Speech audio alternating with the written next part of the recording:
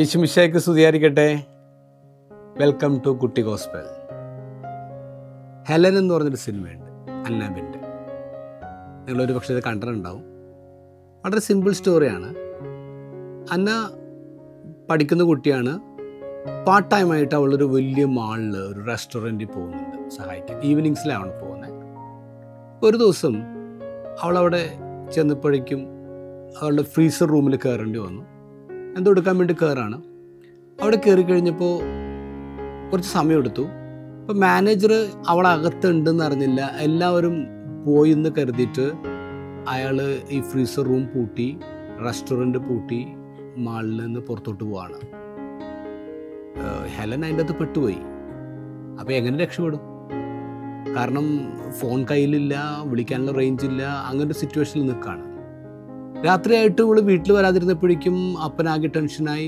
അപ്പൻ അന്വേഷിച്ചു, അപ്പൻ ഓഫീസിലേക്ക് വിളിക്കുന്നു. അപ്പോൾ മാനേജർ പറഞ്ഞു, ഇല്ല, അവൾ നേരത്തെ പോയല്ലോ, അവൾ പൂട്ടിപ്പോയല്ലോ. അയാൾ അങ്ങനെ പറഞ്ഞേ. അങ്ങനെ പോലീസിൽ അറിയിക്കുന്നു. പോലീസ് അന്വേഷണം ആരംഭിക്കുന്നു. ഇവളുടെ ഫ്രണ്ട്സിനോട് ചോദിക്കുന്നു. ഇവൾ പോകാനിടയുള്ള എല്ലാ സ്ഥലങ്ങളും ചെക്ക് ചെയ്തിട്ട് ഒരു രക്ഷയില്ല. ഇവളാണെങ്കിൽ അകത്ത് 18 ഡിഗ്രി തണുപ്പിൻ്റെ അകത്ത് ഇങ്ങനെ ഇരിക്കുകയാണ്. അത് കൺട്രോൾ ചെയ്യാനുള്ള കാര്യങ്ങളൊന്നുമില്ല. അത് പുറത്തുനിന്ന് കൺട്രോൾ ചെയ്യേണ്ട സാധനമാണ്. അങ്ങനെ പതുക്കെ ഇങ്ങനെ അവളുടെ മേത്ത് ഇങ്ങനെ ശരീരം മരവിച്ചു തുടങ്ങി. മഞ്ഞ് പോലെ ഇങ്ങനെ ഫ്രീസ് ചെയ്യാൻ തുടങ്ങി. അവളിങ്ങനെ ചുരുണ്ടുകൂടി ഇങ്ങനെ വരികയാണ്. അവളുടെ കൈയൊക്കെ ഇങ്ങനെ സൂക്ഷിച്ചിങ്ങനെ വരികയാണ്. കാരണം ഇവിടെ ഇതിൻ്റെ അകത്തുണ്ടെന്ന് ആർക്കും അറിയത്തില്ല. സാധനം പോലീസ് അന്വേഷിക്കുന്നു, എല്ലാവരും അന്വേഷിക്കുന്നു. മോളിലേക്ക് വരുന്നു. മോളിലേക്ക് വരുമ്പോഴാണ് അവളുടെ വാച്ച്മാൻ ഉണ്ട്. വാച്ച്മാനോട് അപ്പൻ ചോദിക്കുന്നുണ്ട്, ഇവളുടെ അപ്പൻ ചോദിക്കുന്നുണ്ട്, ഫോട്ടോ കാണിച്ചിട്ട് ഇവളെ കണ്ടു എന്ന് ചോദിക്കും. എനിക്കറിയാവുന്ന കുട്ടിയാണല്ലോ. അപ്പോൾ ഇവിടെ എവിടെയാണ്? അപ്പോൾ ഇവള് രാവിലെ ഞാൻ കണ്ടാണ്, രാവിലെ ജോലിക്ക് വന്നു. പക്ഷെ അതിനുശേഷം അവൾ ഇവിടെ വിട്ടു പോയിട്ടില്ല. നിങ്ങൾക്ക് ഉറപ്പാണെന്ന് ചോദിച്ചു.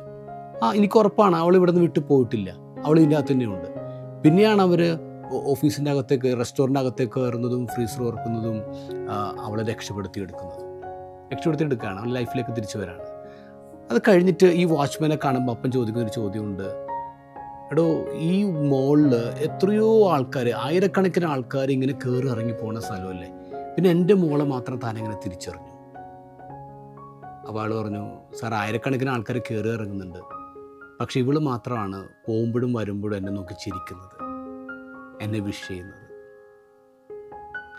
വളരെ ചെറിയൊരു കാര്യമാണ് അവൾ ചെയ്തത്, ഹെലൻ ചെയ്തത്. പക്ഷേ ആ ഒരു ചെറിയ കാര്യം അവളുടെ ജീവൻ രക്ഷപ്പെടുത്താണ്. അയാളുടെ ഓർമ്മയുടെ പുസ്തകത്തിലേക്ക് ഇവൾ കയറാണ്. ചെറിയ കാര്യം മതി ഓർമ്മയുടെ പുസ്തകത്തിലേക്ക് കയറാൻ. ഇന്നത്തെ ഗോസ്പൽ നമ്മളോട് അതാ പറയുക. ഇന്നത്തെ ഗോസ്പൽ ഈശോ അതാ പറയുക. ദൈവത്തിൻ്റെ ഓർമ്മയുടെ പുസ്തകത്തിലേക്ക്, ദൈവത്തിൻ്റെ ജീവൻ്റെ പുസ്തകത്തിലേക്ക് നമ്മുടെ പേര് എഴുതിയിട്ടുണ്ടോ എന്ന ചോദ്യം. നമ്മുടെ പേര് എഴുതിയിട്ടുണ്ടോ? അങ്ങനെ പേരെഴുതണമെങ്കിൽ നമ്മൾ ചെറിയ നന്മകൾ ചെയ്യണം എന്നുള്ളതാണ്. അത് വളരെ ചെറിയ കാര്യമായിക്കോട്ടെ, ചെയ്യാൻ തുടങ്ങുമ്പോൾ ദൈവത്തിൻ്റെ ഓർമ്മയുടെ പുസ്തകത്തിലേക്ക്, ജീവൻ്റെ പുസ്തകത്തിലേക്ക് നമ്മുടെ പേര് എഴുതപ്പെടുന്ന പറയാം. ഗോസ്പലിൽ പറയുന്നു, ദൈവത്തിൻ്റെ വീടുണ്ടല്ലോ, ദൈവത്തിൻ്റെ വീടൊരു സമയം കഴിയുമ്പോൾ അടക്കും. വാതിലടച്ച് കഴിയുമ്പോഴേക്ക് കുറച്ച് പേര് പുറത്ത് വന്നിട്ട് വാതിലിൽ മുട്ടും. അപ്പോൾ ഈശോയ്ക്ക് ആരാന്ന് ചോദിക്കും. ഞങ്ങളറിയത്തില്ലേ, ഞങ്ങൾ നിൻ്റെ പ്രസംഗം കേട്ടിട്ടുണ്ടല്ലോ, ഞങ്ങൾക്ക് നിന്നെ അറിയാലോ.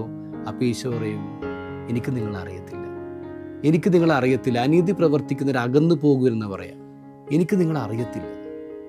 നമുക്ക് ഒരു പക്ഷേ ഈശോ അറിയാൻ പറ്റുമായിരിക്കും. നമ്മൾ ചിന്തിക്കേണ്ടത്, ഈശോയ്ക്ക് എന്നെ അറിയോ? ഇതാണ് ചോദ്യം.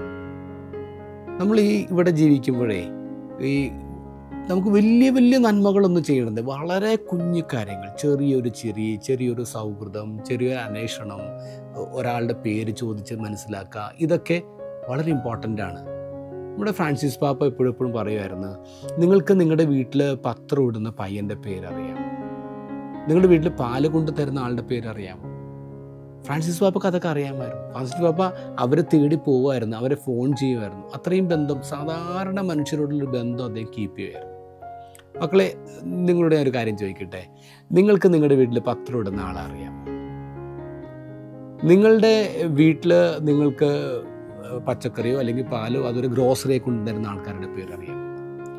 അതല്ലെങ്കിൽ നിങ്ങൾ ക്ലാസ്സിൽ പോകുന്നുണ്ടല്ലോ, ക്ലാസ്സിൽ പോകുമ്പോൾ ഒരു പക്ഷേ നിങ്ങൾ ഓട്ടോറിക്ഷയിലായിരിക്കും, വാനിലായിരിക്കും, ബസ്സിലായിരിക്കും. ഇത് ഓടിക്കുന്ന ഡ്രൈവറിനെ നിങ്ങൾക്കറിയാമോ? അവരുടെ പേരറിയാമോ? അവരോട് നിങ്ങൾ സംസാരിക്കാറുണ്ടോ? അവരോട് നിങ്ങൾ താങ്ക്സ് പറയാറുണ്ടോ? ഇല്ല, നിങ്ങൾ സ്കൂളിലേക്ക് ചെല്ലുമ്പോൾ ഒരു വാച്ച്മാൻ അവിടെ ഉണ്ടാവും. ആ വാച്ച്മാനെ നിങ്ങൾക്കറിയാമോ? വാച്ച്മാൻ്റെ പേരറിയാമോ? അവർ നോക്കുന്ന ചിരിക്കാറുണ്ടോ? ഇതൊക്കെ വളരെ ചെറിയ കാര്യങ്ങളാണ്. പക്ഷേ നമ്മുടെ ഒരു ചെറിയ ചിരി, നമ്മുടെ ചെറിയ അന്വേഷണം, നമ്മുടെ ചില അറിവുകൾ, അത് നമ്മളെ അവരുടെ ഓർമ്മയുടെ പുസ്തകത്തിലേക്ക് കയറ്റി നിർത്തും. കുറേ കൂടി സൗഹൃദങ്ങൾ ഉണ്ടാക്കാം നമുക്ക് ഈ ഭൂമിയിൽ. ഈശോ അതാണ് നമ്മോടൊന്ന് പറയുക. കാരണം എനിക്ക് നിങ്ങൾ അറിയില്ലല്ലോ എന്ന് ഈശോ പറയത്തക്ക രീതിയിലുള്ള ജീവിതമല്ല നമുക്ക് വേണ്ടത്. എനിക്ക് നിന്നെ അറിയാമല്ലോ, നീ അത് ചെയ്തു കൊടുത്തപ്പോൾ എനിക്ക് തന്നെയല്ല ചെയ്തേ എന്ന് പറയുന്ന രീതിയിൽ നമുക്ക് കുഞ്ഞു കുഞ്ഞു കാര്യങ്ങളിൽ നമുക്ക് ചെയ്തുകൊണ്ട് ഈശോയുടെ ജീവൻ്റെ പുസ്തകത്തിലേക്ക്, ഓർമ്മയുടെ പുസ്തകത്തിലേക്ക് നമുക്ക് കയറാം. എല്ലാവർക്കും ഹാപ്പി സൺഡേ.